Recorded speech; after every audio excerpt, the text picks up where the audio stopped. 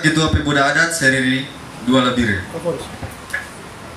Baik, terima kasih. Shalom. Salam sejahtera untuk kita semua. Salam sehat, bugar dan ceria. Yang terhormat Bapak Ketua Badan Musyawarah Adat Provinsi Papua dan Papua Tengah, Bapak Melkisedek FI Rumawi, yang kami cintai dan hormati. Yang terhormat Ketua Lembaga Masyarakat Adat Nabire, Bapak Dr. Andrew Sokrates Sayuri. Yang terhormat Ketua Ketua Dewan Adat Papua Wilayah Nabire, Bapak Herman Sayuri, yang mungkin pada sore hari ini belum hadir dalam perjalanan. Yang kami cintai dan hormati 6 kepala suku, 4 kerukunan, dan 3 lembaga adat yang tadi saya sebutkan. Pertama-tama kita mengucap syukur kepada Tuhan Yesus karena kami bisa berkumpul di sini bersama-sama orang tua kami semua. Ini semua adalah orang tua kita, saudara kita semua. Program yang kami laksanakan sekarang adalah program kita setiap tahun. Sudah ke sini, kita berkoordinasi dengan teman-teman semua, anak-anak pemuda adat. Kami sepakat untuk memberikan tali asih dan silaturahmi dengan bapak-bapak sekalian yang kami sangat hormati dan cintai. Kita juga melihat bahwa wilayah kita, wilayah pesisir dan kultur Saireri ini merupakan rumah besar kita bersama. Bukan hanya untuk kita yang berasal dari Teluk, tetapi juga untuk saudara-saudara kita yang lain. Namun ada beberapa hal yang kami pemuda ingin mendengarkan langsung dari bapak-bapak sekalian. Apa sih dinamika yang terjadi sekarang di Nabire, sehingga itu juga bisa menjadi masukan juga untuk kami para pemuda, sehingga kami dapat menjadi garda terdepan untuk mendorong setiap aspirasi masyarakat adat. Kami juga siap mengawal aspirasi-aspirasi masyarakat adat, kepala-kepala suku, khususnya 6 kepala suku yang ada di wilayah pesisir Nabire, dari Nabire Barat sampai Nabire Timur. Sehingga apa yang nanti disampaikan, pendapat, masukan, pertanyaan dari bapak-bapak sekalian akan kami tampung sebagai bahan evaluasi kami sebagai pemuda adat wilayah Saireri 2 yang mencakup pesisir Nabire. Karena banyak sekali dinamika yang terjadi di Nabire, kita tidak bisa menyebutkan satu-satu, tetapi kami yakin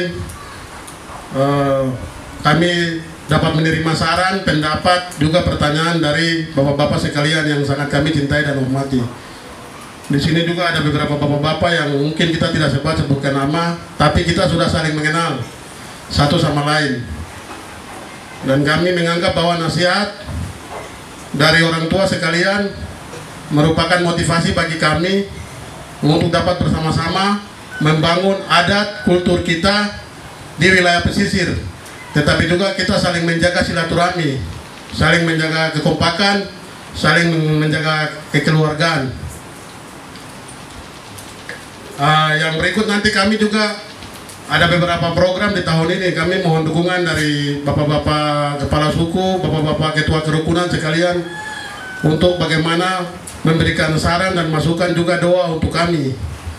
Dan kami telah menjalankan program ini di Jayapura dan berhasil 60%. Dari saya di sini sekalian, saya menyampaikan sosialisasi dari Wakil Presiden karena beliau merupakan Ketua Badan Percepatan Pembangunan Otonomi Khusus di Papua. Jadi sementara dia punya koordinator di wilayah Papua, Papua Selatan, Papua Pegunungan, Papua Tengah adalah Pendeta Albert Yoku. Sehingga programnya kami sudah laksanakan 60% di Jayapura. Nanti kita di sini juga kita mencari solusi untuk masukan dari bapak-bapak sekalian terkait siapa figur yang cocok untuk menjadi koordinator di wilayah Papua Tengah. Sehingga program dari Wapres, dana 10% untuk adat bisa tersalurkan dengan baik. Jangan lagi dana 10% untuk adat dipakai di, ya mungkin saya tidak bisa menyebutkan di sini, tapi ada dana 10%. Ini yang perlu kita sikapi bersama-sama. Sehingga dana ini jangan lagi seperti yang lalu-lalu. Dana 10% untuk masyarakat adat, tetapi tiba-tiba dananya hilang. Dimasukkan ke hibah. Sehingga dananya tidak tahu dananya lari kemana, ya kita tidak tahu dananya. Jadi kami mohon masukan dari bapak-bapak sekalian terkait dinamika-dinamika yang terjadi di Papua Tengah, khususnya di Nabire. Sehingga kami bisa mendapat masukan, saran, pendapat, pertanyaan dari bapak-bapak sekalian yang kami sangat cintai dan hormati. Baik, mungkin itu saja sedikit sambutan dari saya. Mohon maaf kalau ada sedikit salah dan kata, tak ada gading yang tak retak. Tuhan memberkati kita semua. Shalom.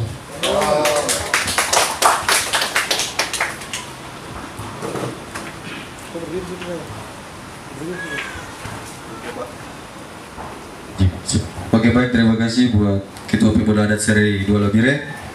Sambutan Ketua LMA Labire.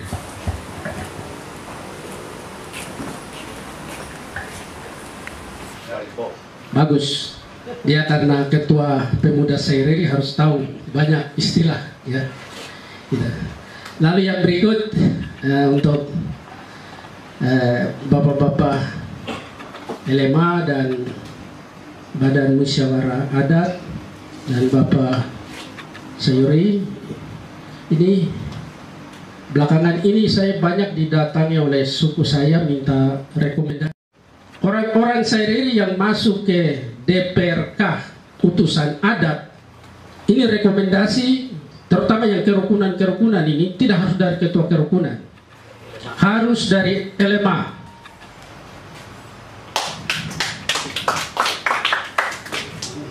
Di samping tetap ada rekomendasi dari ketua rukun kepada LMA, baru diterbitkan rekomendasi yang sah untuk dipakai sebagai bahan administrasi direkrut menjadi anggota Dewan Perwakilan Rakyat Daerah atau Provinsi. Gitu. Terus terang saya juga kemarin saya mau masuk MRP. Baik, terima kasih atas saran dan pendapat dari Bapak Kepala Suku Yaur. Kalau tidak ada atau ada jeda waktu, mungkin saya tanggapi dulu apa yang tadi disampaikan oleh Bapak Mandosir, Bapak De Jamison sama Bapak De Saul. Nah, jadi begini, yang pertama mungkin saya tanggapi dari Bapak Mandosir. Kalau kita di Provinsi Papua itu ada dua pemuda Sereri di Papua, itu ketuanya Gifli Buine. Kalau kita pemuda adat Sereri 2. Jadi kalau pemuda Sereri itu dilebih kepada urusan-urusan politik, mungkin lebih kepada urusan politik. Kalau kita memang fokus untuk pemberdayaan masyarakat adat. Nah, jadi kami fokus untuk pemberdayaan masyarakat adat, tetapi kita juga berpolitik, tapi politik negara. Jadi bukan politik partai apapun, tapi kami politik negara. Politik negara itu hanya satu, bagaimana kita menjaga kedaulatan NKRI di Papua.